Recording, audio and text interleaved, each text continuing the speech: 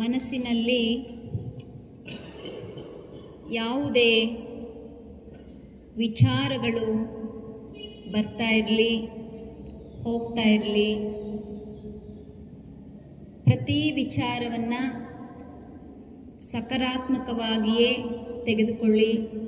ಯಾಕೆ ಅಂತ ಹೇಳಿದ್ರೆ ನಮಗೆಲ್ಲರಿಗೂ ಗೊತ್ತಿರೋ ಅಂಥದ್ದೇ, ಜನರು ಅವಿಚಾರಿಗಳು, ಅವಿವೇಕಿಗಳು, ಹಾಗೆ ಸ್ವಾರ್ಥಪರರು. ಆದರೂ ಯೋಗ ಮಾಡುವ ನಾವೆಲ್ಲರೂ, ಯೋಗ ಮಾಡುತ್ತಿರುವ ನಾವೆಲ್ಲರೂ, ಇಲಾಖೆಯಲ್ಲಿರುವ ನಾವೆಲ್ಲರೂ ಜನರನ್ನು ಪ್ರೀತಿಸಬೇಕು. ಜನರನ್ನು ಪ್ರೀತಿಸಿ ನೀವು ಒಳ್ಳೆಯದನ್ನು ಮಾಡಿದ್ರೆ ಸಂಕುಚಿತ ಸ್ವಾರ್ಥಿಗಳು ಆಗಾಗ ನಮ್ಮನ್ನು ನಿಂದಿಸ್ತಾನೆ ಇರ್ತಾರೆ. ಪೊಲೀಸ್ನವ್ರು ಜನರಿಗೆ ಎಷ್ಟೇ ಒಳ್ಳೆ ಕೆಲಸ ಮಾಡಿದ್ರೂ ಸಾಮಾನ್ಯ ಜನರು ಪೊಲೀಸಿನವರನ್ನು ನಿಂದಿಸೋದನ್ನು ಬಿಡೋದಿಲ್ಲ. ಆದರೆ ಜನರು ನಿಂದಿಸ್ತಾರೆ ಅಂತ ಹೇಳಿಬಿಟ್ಟು ನಾವು ಜನರಿಗೆ ಒಳ್ಳೇದು ಮಾಡೋದನ್ನು ನಿಲ್ಲಿಸೋದಕ್ಕೆ ಸಾಧ್ಯ ಇಲ್ಲ. ಹಾಗಾಗಿ ಒಂದು ಕಡೆ ನಾವು ಪೊಲೀಸಿನವರು, ಜೊತೆಗೆ ಒಂದು ಕಡೆ ನಾವೆಲ್ಲ ಯೋಗ ಮಾಡುತ್ತಿರುವಂತಹ ಸದೃಢ ಯೋಗಿಗಳು. ಹಾಗಾಗಿ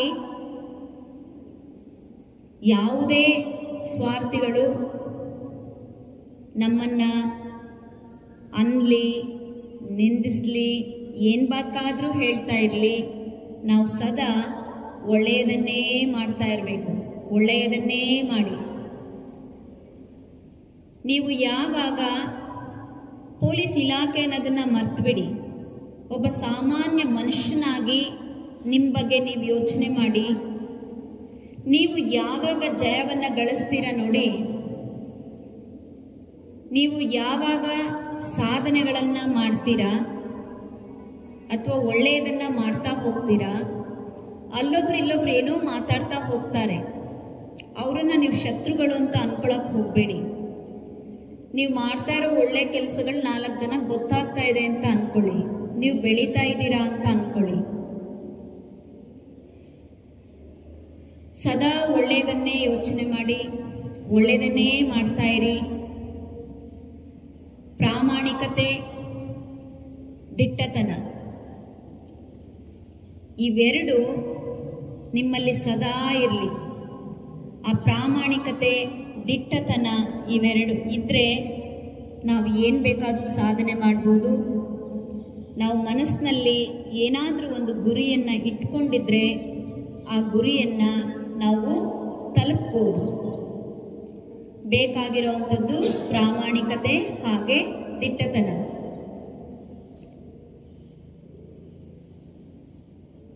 ಯಾರಿಗಾದರೂ ನಿಮ್ಮಿಂದ ಸಹಾಯ ಬೇಕಾದಂತಹ ಸಮಯದಲ್ಲಿ ಸಹಾಯವನ್ನು ನೀಡಿ, ನೆರವನ್ನು ನೀಡಿ.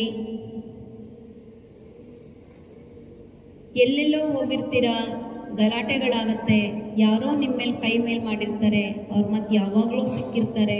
ದ್ವೇಷ ಸಾಧನೆ ಮಾಡಕ್ಕೆ ಹೋಗಬೇಡಿ, ಅವ್ರಿಗೂ ಒಳ್ಳೆಯದನ್ನೇ ಮಾಡಿ.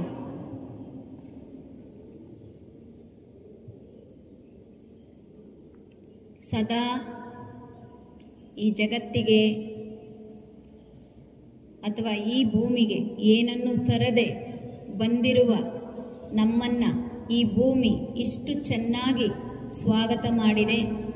ಹಾಗಾಗಿ ಬದುಕಿರುವ ಅಷ್ಟು ಕ್ಷಣಗಳು ಈ ಭೂಮಿಗೆ ಒಳಿತನೇ ಮಾಡ್ತಾ ಹೋಗೋಣ. ಎಲ್ಲರೂ ನಮ್ಮವರು, ಯಾರೂ ನಮ್ಮವರಲ್ಲ. ಎಲ್ಲಾದು ನಂದು, ಯಾವುದೂ ನಂದಲ್ಲ. ಎಷ್ಟು ಚೆನ್ನಾಗಿದೆ ಈ ಭಾವನೆ.